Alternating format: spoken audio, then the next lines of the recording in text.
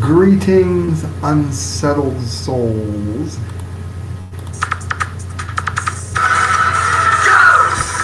Welcome to the Correct Views, friends. Sam Di Gangi with blasting news, the media speaks. It's Teddy Stick. You guys know me from the band Passing Time. I'm here real quick. I did a show yesterday. This isn't even really a political show. It's more me just talking to people about what Thanksgiving is.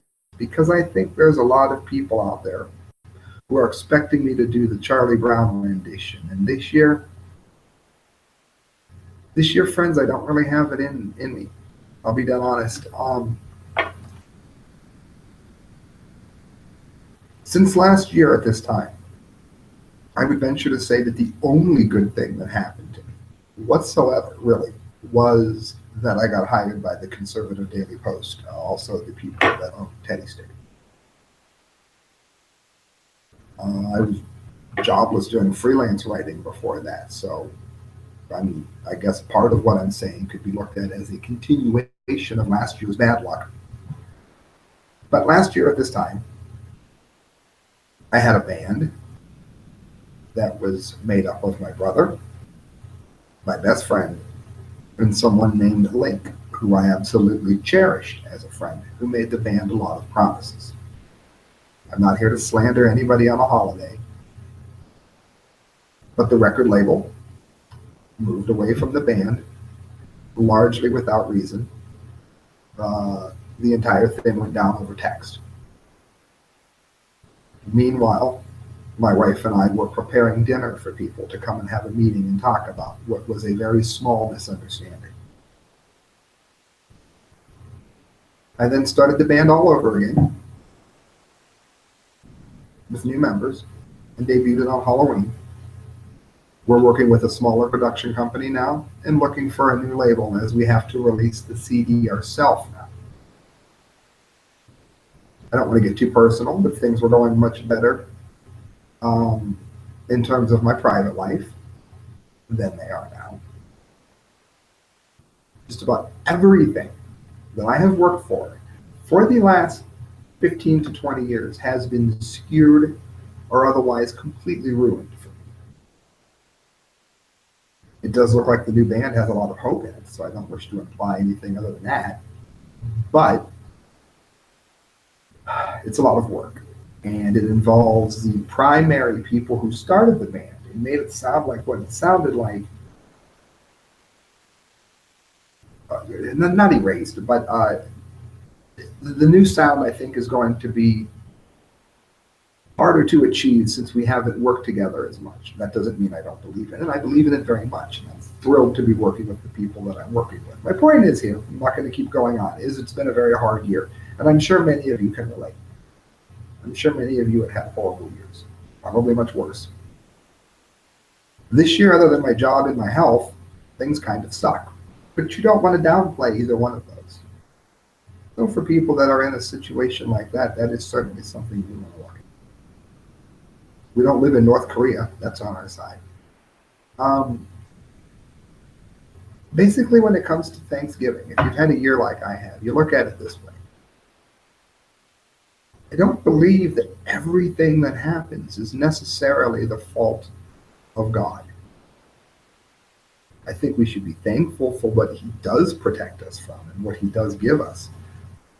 But for us to imply that God did more than give this world a mighty spin and then intervene as needed might be to give him a bit more responsibility than he said that he was responsible for. A lot of the things that happen to us as a fault of other people's free will and their abuse of it. Neville Goddard, who I will do a piece on Monday, had once said that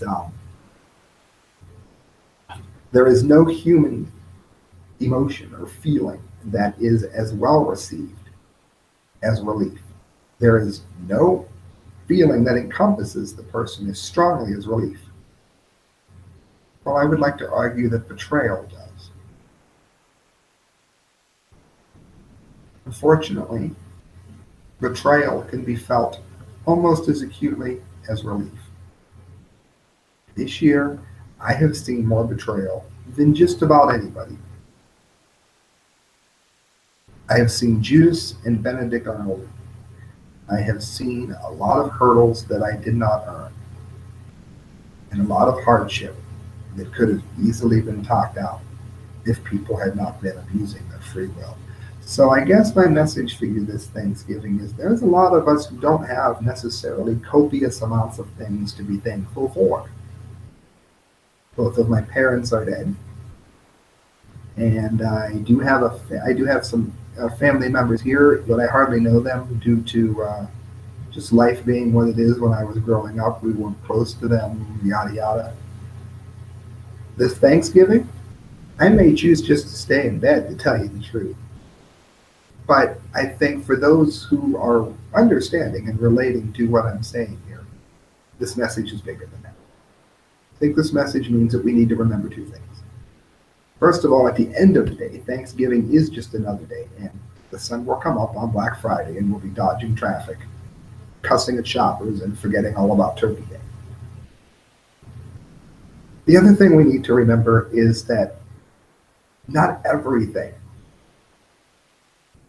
that we are thankful for, there has to be something that is huge.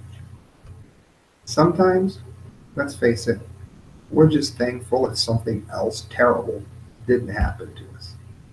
I guess that's your Thanksgiving message this year. Good night, friends. God bless. And if you have someone that genuinely loves you, make sure you hold them tight, because a lot of those people may not be loyal enough to be there in the future. Good night, friends. God bless.